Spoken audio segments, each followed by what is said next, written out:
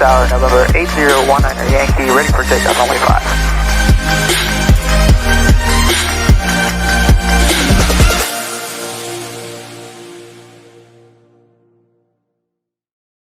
What is going on? Alex here. Welcome back to my channel. I hope all of you guys are doing great. I know it's been a while, but I've been pretty busy, as you guys can see, ferrying some airplanes. And also, well, this month, actually past month, wow, time passes by so fast. Last month, I was due for a CFI renewal. I'm the type of person that I like knowing things ahead. So I went to YouTube and I searched for videos that were related to eFIRCs. I just wanted to get an idea of what I was getting into. Just in case if you guys don't know, eFIRC is a flight instructor refresher course. NDAE is pretty much, I'm assuming is electronic, because I know you can go to in-person flight instructor refreshers courses as well. And before I get in the weeds here, I actually found two great videos, one by Nancy Bratza, which she is absolutely great. I follow her and I love her videos, and also one by Ryan Huber.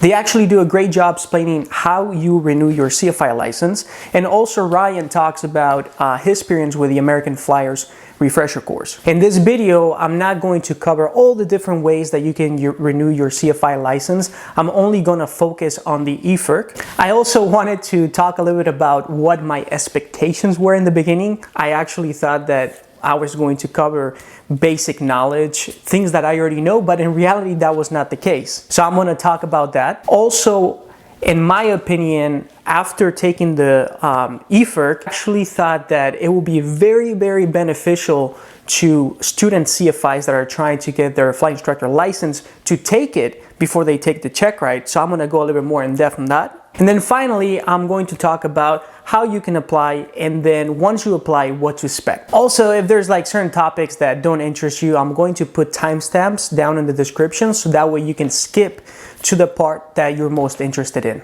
All right, so without any further ado, let's get right into it. Initially, I thought that I was going to be covering basic knowledge, like, you know, how to keep your currency, VFR weather minimums, things that I teach every single day. But the reality was that I learned a lot, and you don't really cover those things. You actually cover things like, if you have an international student, how do you handle that? How to use IACRA. There's actually different providers that offer the eFIRC. You have Sporties, American Flyers, and also AOPA. I chose to go with the AOPA, and I highly recommend them. Like I mentioned before, I watched Ryan's video, and he did say that American Flyers offers a lifetime eFIRC, so you only pay once and you have lifetime access. But he did mention that there weren't that many videos or interactive features, so that kind of made me now want to go with American Flyers. I'd rather pay a little bit more, I guess pay every 2 years and get more videos and I guess have fun, you know? Shit. I actually got new resources that I can use for training. I learned a lot about different legal aspects of being a CFI, which was great. Accident case studies that I can use while I'm training. So, you know, go to this with an open mind and ready to learn. You know, I hear a lot of people that just kind of like click and just breeze through it. So if you guys think that maybe Sporties or any other eFIRCs were good and you had a good experience, I would really appreciate a comment below, and maybe in the next 2 years I will try one of them. Something that I really liked from the AOPA was that after you go through all the mandatory modules, they actually have some electives. You can actually choose whatever you're interested in. Now, the reason why I said in the beginning that I recommend that every student CFI that is trying to get their license should take this course is because when you become a CFI, the first like week, 2 weeks, 3 weeks, a month, you're kind of lost. You know, like it's something very new.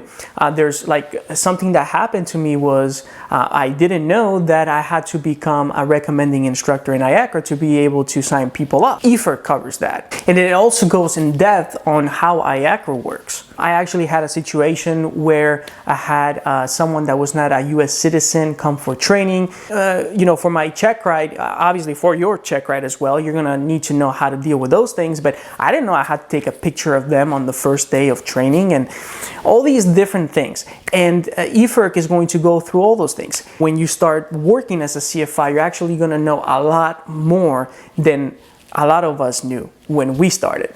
So it's a way for you to be ahead of the game. Now, let me talk about the process of getting your CFI license renewed. It's actually super simple. For whatever reason, I thought it was going to be complicated, but it was truly not. The AOPA does a great job explaining how, like, they have like a step-by-step video on how to do it, but I just want to give you an overview. So after you have completed your whole course, like the mandatory modules and the electives, you're going to have to fill out an application on IACRA. You're gonna have a video explaining to you like which boxes to select and all that. Now, it is a great idea that at this time on the, I guess it's flight experience section of IACRA, that you actually put your current hours, because if you ever lose your logbook, this will be your only legal way, or I guess, yeah, the only valid way to prove the hours that you had to that point.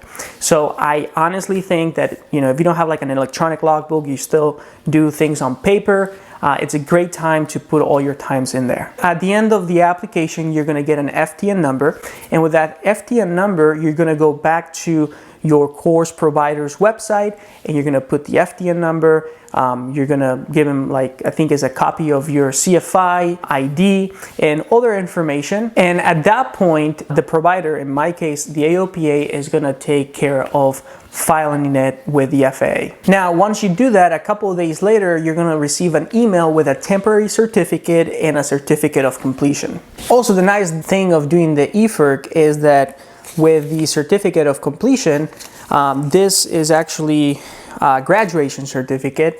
You can use it towards your ground portion on your next flight review. If you want to maintain the same expiration date that you currently have on your certificate, make sure that you start the process 4 months earlier, not like me, where I did it the last month. Now, for all of you that decide to wait till the last month, something that happened to me is that my expiration date was coming rapidly, and when I was signing my students, I was like, man, I have a couple days left. Once that happens, once it actually expires, like what do I put in my signature and stuff, because I don't have an expiration date yet. You can go to the FAA Airman Registry and you can put your name and your information, and if you click on it, you could actually see what your next expiration date is going to be, because it actually takes about a month, maybe a month and a half, 2 months to actually get your permanent one in the mail. If you need to know it faster, this is a way that you can access that new expiration date. And this is pretty much it. I just wanted to share my experience with the eFIRC with you guys, and as always, I would really appreciate a thumbs up. If you guys have any future video recommendations, please comment below, and I will see you in the next video.